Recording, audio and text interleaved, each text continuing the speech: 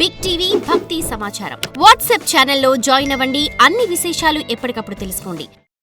బోధకులు అవ్వాలంటే ఏదో ఒకటి తెలిసిన వారై ఉండాలి, అవునా? కానీ గురువు అవ్వాలంటే ఏమీ తెలియాల్సిన అవసరం లేదు. కాకపోతే ఏమిటంటే మీకు ఏదీ తెలియదు, కానీ మీకు చూడగలిగే కళ్ళున్నాయి. అంశం ఏదైనా దాన్ని చూసి మాట్లాడగలరు. కానీ బోధకులు అవ్వాలంటే మీకు ఏదో ఒకటి తెలిసి ఉండాలి. మీకు ఏమీ తెలియకపోతే మీరు బోధకులు కాలేరు, అవునా? గురువు అవ్వాలంటే మీకు ఏమీ తెలియనవసరం లేదు. కేవలం ఒక స్థాయి గ్రాహ్యత ఉండాలి అంతే. వారికి దేని గురించిన జ్ఞానం అవసరం లేదు. ఇది చాలా సులభం. బోధకులుగా ఉండటం కష్టం, ఎందుకంటే ఎన్నో గుర్తుపెట్టుకోవాలి.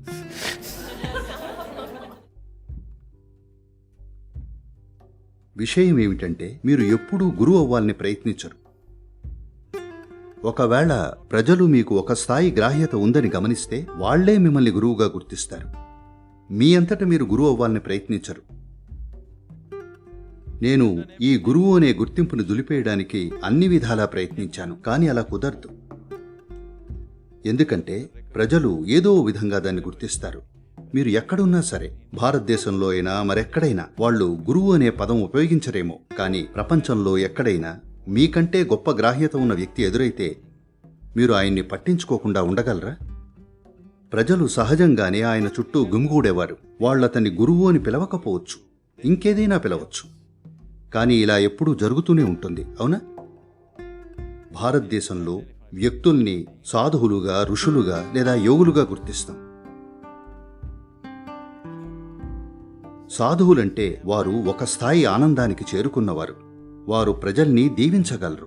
వారి సాన్నిధ్యంలో అందరూ చాలా ఆనందంగా ఉంటారు. కొంత సంక్షేమం జరుగుతుంది, కానీ వాళ్ళు ఏమీ బోధించరు, కేవలం దీవిస్తారు. ఋషులు అంటే వారికి కొంత గ్రాహ్యత ఉంటుంది. వారు ఆనందంగా ఉంటారు. వారి శక్తులు ఆహ్లాదంగా ఉంటాయి. అలాగే వారు కొంత జ్ఞానాన్ని కూడా పొందారు, కొన్ని ప్రత్యేక పార్శ్వాల గురించి. ఋషులు ఖగోళ శాస్త్రంలోనూ లేదా జ్యోతిషంలోనూ లేదా మరో కోణంలోనూ ప్రజ్ఞులై ఉంటారు. భారతీయ గణిత శాస్త్రం అంతా ఋషుల నుండే వచ్చింది, విశ్వవిద్యాలయాల నుండి కాదు. ఈ ఋషుల నుండే గణిత శాస్త్రం, సంగీతం వచ్చాయి. ఇది విన్నారా? శివుడు చాలా గొప్ప గణిత శాస్త్రవేత్త, సంగీతకారుడు, నృత్యకారుడు, ఇంకా ఎన్నో. ఎందుకంటే వారికి గణితం సహజంగానే తెలిసింది. ఈ ఉనికిలోకి లోతుగా చూసినప్పుడు అందులో ఇమిడి ఉన్న గణితం మానవ మేధస్సులో వ్యక్తమవడం మొదలవుతుంది. అలా వాళ్ళు సహజంగా గణిత శాస్త్రవేత్తలయ్యారు. మీరు రామానుజం లాంటి వ్యక్తుల కథలు చదవాలి. You must read the story of people like Ramanujam and others. వారు ఎటువంటి విద్యాలయ బోధన లేకుండానే తెలివిగల గణిత శాస్త్రవేత్తలయ్యారు. ఎందుకంటే వారికి ఒక స్థాయి పరిశీలనా శక్తి ఉంది. యోగి అంటే చూడగలిగేవారు అని.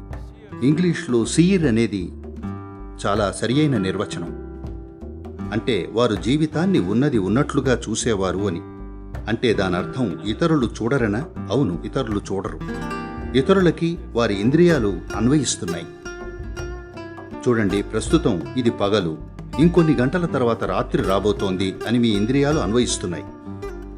మీరు అడవిలోని జంతువుల్ని అడిగి చూడండి, వాటి ఇంద్రియాలు ఇది రాత్రి, ఇంకొన్ని గంటల్లో తెల్లవారుతుంది అని అన్వయిస్తున్నాయి. కాబట్టి మీ ఇంద్రియాలు చెప్పేదే మీకు తెలుసు, మీరు చూడట్లేదు. జ్ఞాని అంటే ఆయన దాన్ని ఉన్నది ఉన్నట్లుగా చూస్తాడు.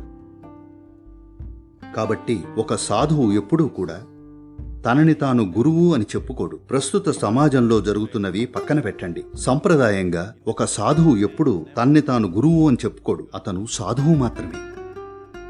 ఆయన ఒక పువ్వులా మారాడు. అతను దీవించగలడు. అతని పరిమళం అందరి మీద ప్రభావం చూపిస్తుంది, అంతవరకే. ఋషి అంటే అతను ఎప్పుడూ జీవితంలోని ఏదో ఒక పార్శ్వాన్ని అన్వేషిస్తూ ఉంటాడు. ఆయన బోధించగలడు, కొన్ని పనులు చేయగలడు. యోగి అంటే కేవలం చూస్తాడు. అతను వీటిలో ఏదైనా చేయగలడు, లేదా ఏమీ చేయకుండా కూడా ఉండగలడు. అతను ఏం చేస్తాడనేది అతని ఎంపిక. సమాజానికి ఆ సమయంలో ఏది అవసరమో అది చేస్తాడు, లేదా అదంతా పట్టించుకోకపోతే ఊరికే కూర్చుంటాడు, కానీ చూస్తాడు. కాబట్టి ఒక గురువు చూడాలి, లేకపోతే అతను గురువు కాదు, అతను చూడగలగాలి.